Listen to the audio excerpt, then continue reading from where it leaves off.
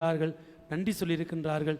நற்கருணை வாங்கி ஜெபித்து முட்டி போட்டு ஜெபித்து நற்கருணை யால் கவர்மெண்ட் ஜாப்பை பெற்றிருக்கிறார்கள். நல்ல நிலைமைக்கு வந்திருக்கிறார்கள். அப்படி கவர்மெண்ட் ஜாப் இல்லாவிட்டாலும் பிஸ்னஸ் தொடங்குறேன் என்று ஒருவர் சொன்னார். என்னிடம் இடையில பேசினவர், தொடங்குங்கள், அங்கே வச்சிருக்கிற 3 பெட்ரோல் பங்கை என்னது தான் சாமின்னு சொல்லுங்கள். நீங்கள் வரும்போது ஹோட்டலில் சாப்பிட்டீங்களே, அந்த ஹோட்டல்ஸ் 3 ரெஸ்டாரண்ட்டை என்னதான்னு சொல்லுங்கள். அங்கே போதே 4 ஹெலிகாப்டரு என்னதான்னு சொல்லுங்கள்.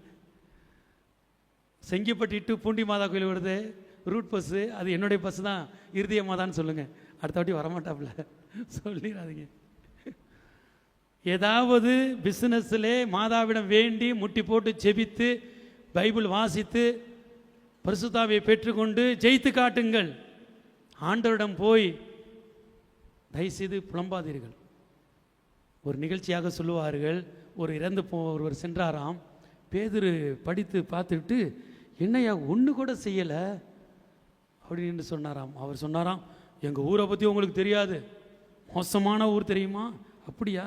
அதனால தான் நீ கொஞ்சம் கூட முன்னேறவே இல்லையா? அது எங்கள் தெருவை பற்றி தெரியாது, அதோட மோசமானது. அப்படியா? அப்படி பெருனாராம். எங்கள் வீட்டை பற்றி தெரியாது, எங்கள் அம்மா அப்பாலாம் எவ்வளோ மோசமானது தெரியுமா? எங்கள் வீட்டில் உள்ளவங்களாம் எப்படியாப்பட்டவங்க தெரியுமா? சொத்துக்கே சண்டை போட்டவங்க. அப்படியா?